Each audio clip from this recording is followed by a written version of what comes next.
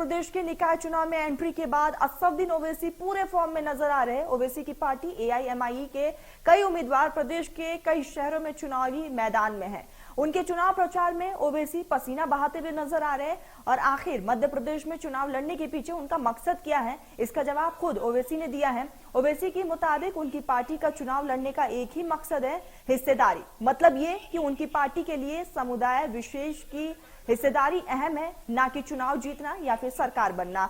या यूं कहें कि ओवैसी मध्य प्रदेश में अपनी पार्टी के लिए जमीन तलाश कर रहे हैं, लेकिन एक तरफ मध्य प्रदेश में जमीन की तलाश करना तो वही दूसरी तरफ बिहार में उनकी जमीन खिसक चुकी है। पार्टी के 5 में से 4 विधायक आरजेडी में चले गए, मतलब बिहार में पार्टी खलास हो चुकी है। मध्य प्रदेश में जहां अमूमन 2 पार्टियां हैं, बीजेपी और कांग्रेस को ही जनता तवज्जो देती है, तो वही एआईएमआईएम की जमीन तैयार कैसे होगी, ये बड़ा सवाल है। हालांकि वे इन दोनों ही पार्टियों पर वार करने का कोई भी मौका नहीं छोड़ते हैं। सुनिए ओवैसी ने मध्य प्रदेश में निकाय चुनाव लड़ने को लेकर क्या कुछ कहा है। नहीं, हम अपना एक मुकाम पैदा करना चाह रहे हैं। हाँ, भाजपा से भी लड़ाई क्यों नहीं है? बोलने के लिए तो बहुत है।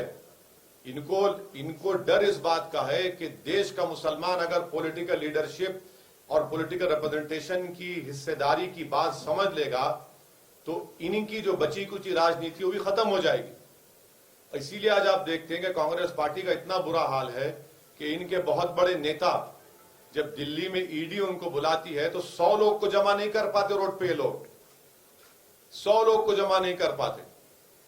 ये इनका हाल है। मतलब आप जो है कांग्रेस की वोट काट रहे हैं। प्रदेश का जैसा नेचर है मध्य प्रदेश में, इसके पहले भी समाजवादी पार्टी, बहुजन समाज पार्टी, गोंडवाना गणतंत्र पार्टी, ऐसी अनेक पार्टियों ने प्रयत्न किया है, लेकिन तीसरा दल कोई ज्यादा समय टिक नहीं पाया है, चल नहीं पाया है। वो भी आए, भाग्य आजमाए, स्वागत है उनका, लेकिन मध्य प्रदेश शांति का टापू है। यहाँ सौहार्दपूर्ण वातावरण में चुनाव होते हैं, भाईचारे के साथ चुनाव होते हैं। यहाँ की व्यवस्था को बिगाड़ने का कष्ट न करें। भारतीय जनता पार्टी जहां भी चुनाव हारने लगती है अपनी बी-सी-डी टीम को सक्रिय कर देती है, चाहे बिहार हो, पश्चिम बंगाल हो, उत्तर प्रदेश हो, और अब मध्य प्रदेश में भाजपा की हालत खराब है। इसलिए ओवैसी को मैदान में लाए हैं ताकि प्रदेश का माहौल खराब कर सके और इस माहौल का फायदा भाजपा। तो मध्य प्रदेश में जमीन तलाश रहे हैं असदुद्दीन ओवैसी। एआईएमआईएम के चीफ असदुद्दीन ओवैसी ने कहा है कि जीतना मकसद नहीं है, जमीन तलाशना। लेकिन वहीं अगर बिहार की स्थिति की बात की जाए तो बिहार में जिस तरीके से एआईएमआईएम की स्थिति है, क्योंकि कई ऐसे नेता हैं जो आरएलडी में शामिल हो चुके हैं, और आपको बता दें कि मध्य प्रदेश में जमीनी स्तर पर खुद असदुद्दीन ओवैसी उतरे हुए जनता से मुलाकात कर रहे हैं और अपने प्रत्याशी के पक्ष में जनता से वोट की अपील भी कर रहे हैं। लेकिन मीडिया से मुखातिब होते हुए उन्होंने साफ तौर पर कहा कि जीतना मेरा मकसद नहीं है, बस हम जमीन को तलाश रहे हैं, जनता के बीच है। लेकिन वही बिहार की स्थिति बद से बदतर हो चुकी है। बिहार में उनके 5 में से 4 विधायक जो है आरजेडी में शामिल हो चुके हैं। तो मध्य प्रदेश में जमीन की तलाश है, तो वही बिहार की बात की जाए तो बिहार में स्थिति बिल्कुल खल्लास हो चुकी है।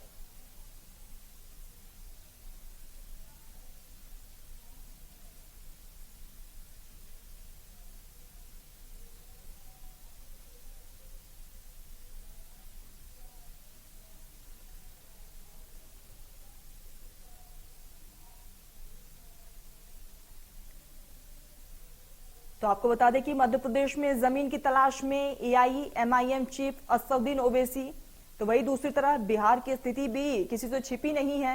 आपको बता दें कि जिस तरीके से बिहार में आरजेडी के एआईएमआईएम के 5 में से 4 विधायक हो चुके हैं।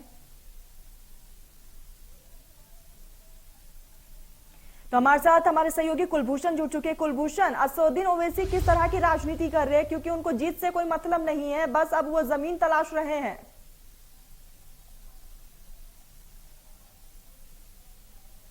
देखिए, अगर मध्य प्रदेश की बात की जाए तो 2 दिवसीय दौरे पे ओवैसी थे, क्योंकि सबसे पहले जबलपुर पहुंचे और जबलपुर के बाद कल उनकी एक बड़ी जनसभा भोपाल में देखने को मिली। हालांकि मुस्लिम बहुमूल्य इलाके में जो उनकी पार्टी है, पार्टी के लिए जो 6 प्रत्याशी उन्होंने मैदान में उतारे हैं, उन प्रत्याशियों के पक्ष में ओबीसी प्रचार प्रसार करने भोपाल पहुंचे थे। लेकिन इस बीच उन्होंने जो अपने बयान दिए, कहीं ना कहीं कांग्रेस के प्रदेश अध्यक्ष कमलनाथ को घेरते हुए नजर आए, मुख्यमंत्री शिवराज सिंह चौहान को घेरते हुए नजर आए। तो स्वाभाविक सी बात है, कहीं ना कहीं ओवैसी जो है अपनी जमीन तलाशते हुए नजर आ रहे हैं। ओवैसी ने अपने उद्बोधन और भाषण में जो बातें कही कि आने वाले समय में जो है अपनी ही पार्टी के ज्यादा से ज्यादा विधायक को इस और युवा वर्ग ध्यान दे, क्योंकि बीजेपी और कांग्रेस मिली हुई है। हालांकि जब इस विषय पर हमने बीजेपी और कांग्रेस से चर्चा की तो उनका साफ तौर पे यही कहना है कि उनका कोई अस्तित्व नहीं है और ओवैसी जो है वो हिंदू मुस्लिम की राजनीति करते हैं और धर्मों को डिवाइड करने की कोशिश करते हैं। अब ऐसी स्थिति में देखने वाली बात होगी, क्योंकि कल ओवैसी की जनसभा में जो तस्वीरें देखने को मिली, जो उनकी पार्टी का एक बैनर और पोस्टर लगा हुआ था, उस पर मिशन मध्य प्रदेश लिखा हुआ था। तो स्वाभाविक सी बात है, नगरीय निकाय चुनाव में जहां 6 प्रत्याशियों को मुस्लिम बहुमूल्य इलाके में उतारा गया है, इसके साथ ही 2023 में भी जो है अगर विपक्ष की बात की जाए तो विपक्ष जो है AIMIM को बी पार्टी के तौर पर देख रही है।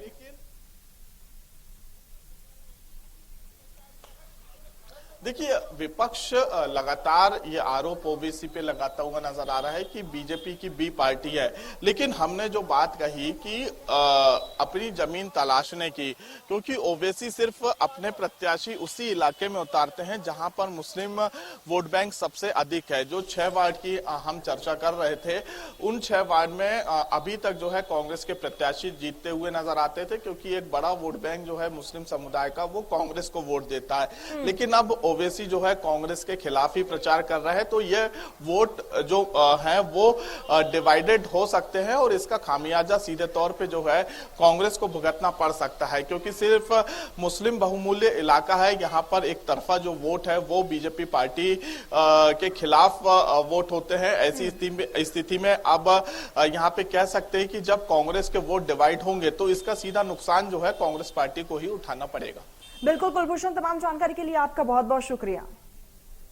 मध्य प्रदेश, छत्तीसगढ़ की हर खबर सीधे आपके मोबाइल फोन पर। अभी सब्सक्राइब करें हमारा चैनल और पाएं पल पल की खबर।